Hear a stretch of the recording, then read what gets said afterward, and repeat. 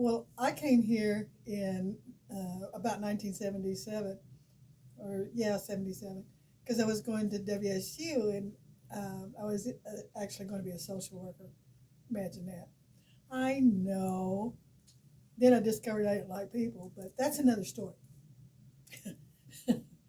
So anyway, I was in one of Jerry Shaw's classes, his Native American studies class, and one of the things that he did, he says, "Well, let me suggest that you go down to the Mid America All Indian Center and you volunteer with Irene Heinze." Well, Irene Heinze was phenomenal. Actually, she was so good of things to help people. So I volunteered with her. And one of the things that I wound up doing for her was delivering groceries and taking people to various and sundry little places, like someone might need a ride to the pharmacy, or someone might need a ride to the grocery store, that sort of thing.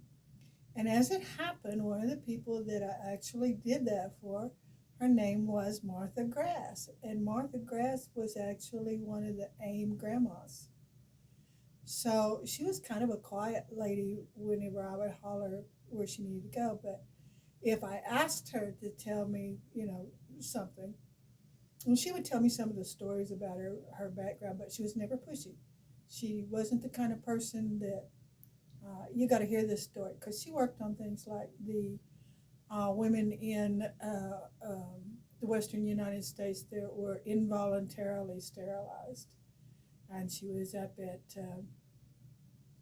South Dakota, and she's funny. She's funny, and so at a later point in time, I was working in the museum. I had gotten hired by Don Utes, because before that I was just a volunteer, but I'd gotten hired in the museum, and as life would have it, uh, Galidia Grass was working there too. And oh, I'll tell you, that girl was funny. One day we had someone call up, and this person had a brand new cockatiel bird, and she was really proud of it, and I don't blame her. But she wanted to end a name for that bird. So I said, "Well, I can't help you, but if you'll give me a few minutes, I'll talk to my friend here, because she has some knowledge that I don't have." And so took her phone number, said, "I'll call you back in a little while." So I was talking to Galidia, and I said, "Galidia, this lady wants a name for a brand new cockatiel bird." And Galidia just grinned. And she said, "My folks are over at the offices, and they're visiting over there. I'll go ask Grandpa what would be a good name." So she comes back after about 20 minutes or so, and she says, "Okay, I got a name for that bird." "Okay, so give me the phone number, and I'll call her." And I said, "Well, first, what's the name?" And she said, "Suli Daganogishk."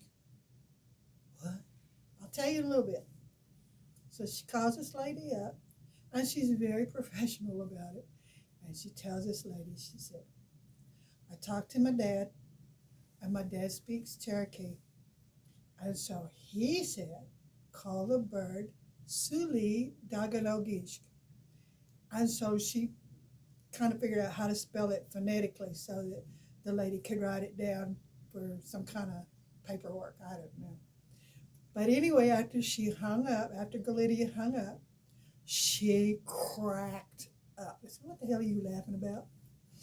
And she said, "Suli Daganogishk actually means singing buzzard." So this woman had a brand new high dollar cockatiel that had a name that was just humorous.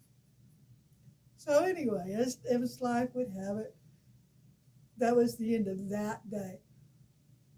But there was a time later on in life when Galidia and her three children and her husband lived in my household.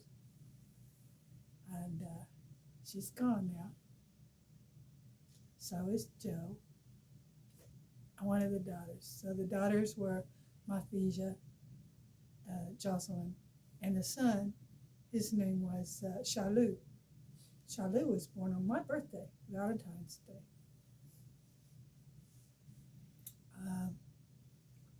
Glydia said she also remembered my mother when my mother worked at Chicago. She was in Home 5. And evidently that's where Glydia stayed for a while, was in Home 5. So